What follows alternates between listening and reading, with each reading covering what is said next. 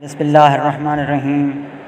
پاکستان اور دنیا بھر میں تمام دیکھنے سننے والوں کی خدمت میں خوشیوں اور خوشبو سے معطر السلام علیکم ورحمۃ اللہ وبرکاتہ۔ وعلیکم السلام ورحمۃ اللہ وبرکاتہ۔ سامعین معظم، آپ دیکھ رہے ہیں خوشبو سے معطر اپنا چینل خوشبو پی کے سلسلہ آپ کا پسندیدہ بات سے بات مولانا کے ساتھ۔ ایک مرتبہ ہم نے پھر مولانا صاحب سے زحمت دی ہے کہ وہ تشریف لائے ہیں، ان کا بہت بہت شکریہ۔ ان سے ہم دینی معلومات لیتے رہتے ہیں تاکہ ہمیں آگاہی رہے، ہم بھی جان سکیں دینی معلومات کو۔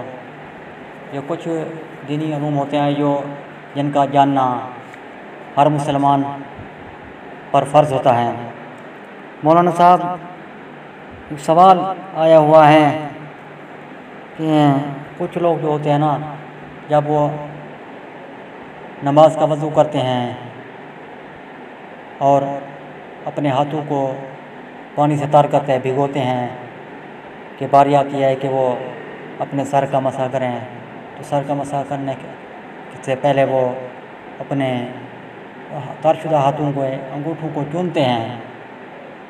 کیا ایسا کرنا کوئی روایت میں ہے، قرآن حدیث میں آتا ہے، یا یہ ایسے فرضی بات ہے؟ نحمدہ و نصلی علی رسولہ الکریم، اما بعد فاعوذ باللہ من الشیطان الرجیم، بسم اللہ الرحمن الرحیم۔ دیکھیے سفینہ بھائی، سر کا مسح جو ہے یہ فرض ہے، تو اس طرح مسح نہیں ہوتا۔ جو وضو میں فرض ہے وہ دونوں ہاتھوں کو بھگونے کے چومنے سے ماء مستعمل کے حکم میں آ جاتا ہے۔ ماء مستعمل سے مراد وہ استعمال شدہ زمرے میں پانی آ جاتا ہے۔ اس عمل کے بعد اسے سر کا مسح نہیں ہوگا۔ جب سر کا مسح نہ ہو تو وضو نہیں ہوگا، اس لیے ہاتھوں کو بھگونے کے بعد براہ راست ان سے سر کا مسح کرنے کے علاوہ اور کوئی کام نہیں کرنا چاہیے، ورنہ وضو نہیں ہوگا۔ تو یہ مسئلہ تو ہے یہاں تک۔ باقی کچھ لوگ شاید برا مانیں کہ یہ چومنے سے منع کر رہے ہیں، یا کوئی اور غلط فہمی ان کے دل میں آ جائے، یہ ایسی بات نہیں ہے۔ ہم درود کے بھی قائل ہیں، آقا علیہ السلام کا جب اسم مبارک آتا ہے تو چومنے کے بھی قائل ہیں۔ اس میں کوئی یہ روایت بھی نہیں، یہ فرضی لوگوں نے بنا رکھا ہے۔ اس سے احتیاط کرنی چاہیے، ڈائریکٹ مسح کرنا چاہیے، یہ چومنا نہیں چاہیے مسح کرنے سے پہلے۔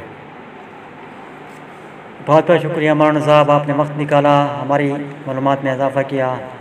سامعین معظم، کوئی کسی مسئلے کے بارے میں آپ کو رہنمائی لینی ہو، سمجھ نہ آ رہا ہو، تو اپنی عقل کے گھوڑے دوڑانے سے پہلے ہمیں صحیح رہنمائی صحیح علماء کرام سے لے لینی چاہیے، تاکہ ہماری معلومات میں اضافہ ہو، ہم وضو ہو یا غسل ہو یا کوئی اور، جیسے ہم نے آپ کو ماہ رمضان میں روزوں کے متعلق شرعی رہنمائی کی اور زکوٰۃ کے متعلق آپ کو کہی دی، یہ معلومات ہمیں علماء کرام سے پوچھ لینی چاہیے تاکہ ہمیں صحیح طور پر فائدہ ملے۔